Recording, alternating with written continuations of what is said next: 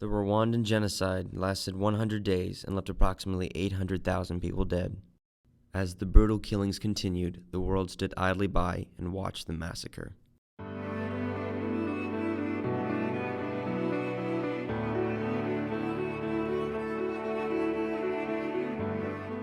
Muraho, amakuru nitwa Hirwa Adarjisi. Uyu nguyu ni mushiki wanjye Rosine, turi Abanyarwanda. What my brother just said is, hi, my name is Adultus Hirwa, and this is my sister Abuwe, and we're from Rwanda. Our children, Rosine and Adultus, are Tutsis. They made up only 10% of the population of the country.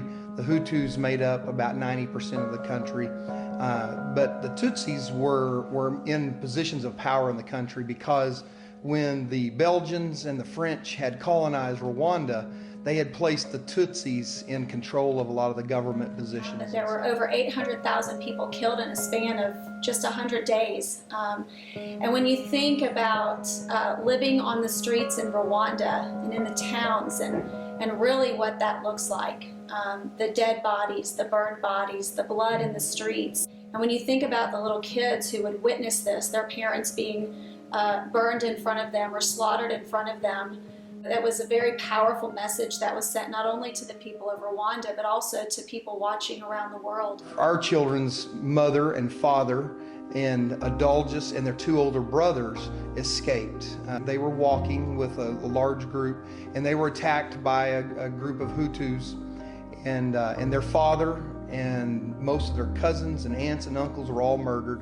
It became such a violent threat to the point where my mom was just like, I don't know if I can live with this if something happened, and I knew that I had a chance to fix it and I couldn't. So I think my mom started becoming more serious about, hey, my kids really can't be here, it's just not safe. The Hutus who killed my father in the genocide were threatening our family, and my mother made a wise decision to send us to America so we could be safe.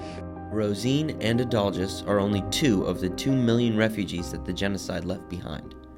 This tragedy reduced the country to martial law, forcing thousands to flee their homeland.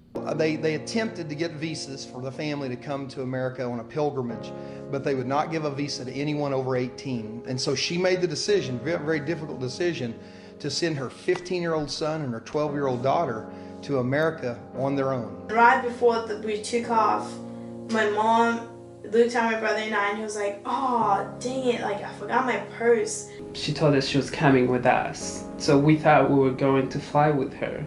You know, when she left to go get her purse, I mean, that was like the goodbye. She left and she didn't come back. And then once I found out that my mom was not coming with us, Rosine and I got nervous and started questioning myself because I did not know what was going to happen to me and my sister. Of course, it was Thanksgiving. We were all around the table and we all talk about what we're thankful for.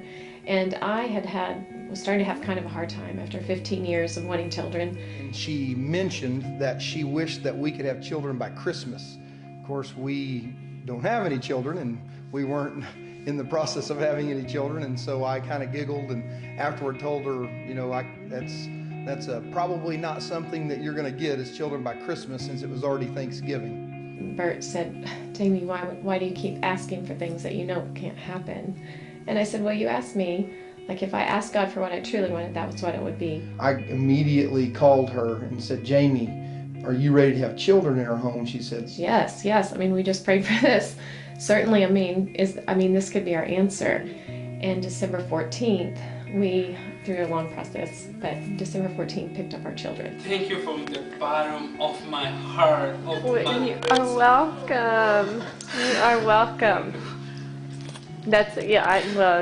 I really, oh my God, I'm so happy. From that moment on, the kids have always called us mom and dad. I've never had a father figure in my life, and so I felt like it was a perfect connection between two of us. Our family just opened up their arms and loved them more than I've ever seen a family love someone, because they knew that they were coming from really desperate circumstances. I felt very welcomed because they were all interested in meeting me. I was interested in meeting them as well. I mean, it was like they lived with us our entire lives. I knew it was an answered prayer and a miracle, and so I never questioned it. It was an automatic connection. The minute I saw the kids, saw their faces, then I knew those were my children. The first night we were definitely they were just great people, and we were children who needed parents. There's no words to use to show how appreciative and how grateful I am. For 15 and 12 years, they suffered through it, and they watched their mother suffer through it. The story of how resilient these two young people have been in the face of things that people in America could only imagine.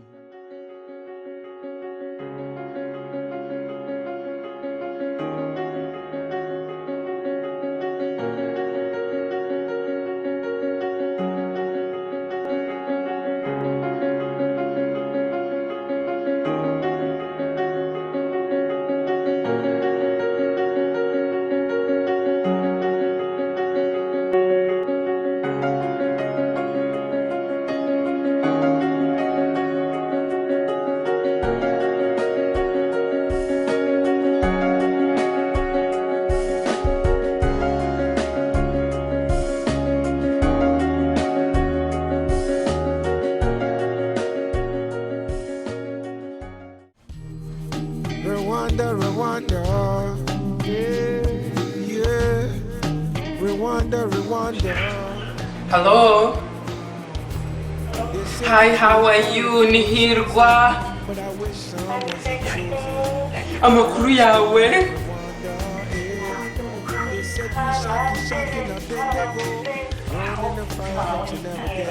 Oh my gosh, mwararize mwabuze abantu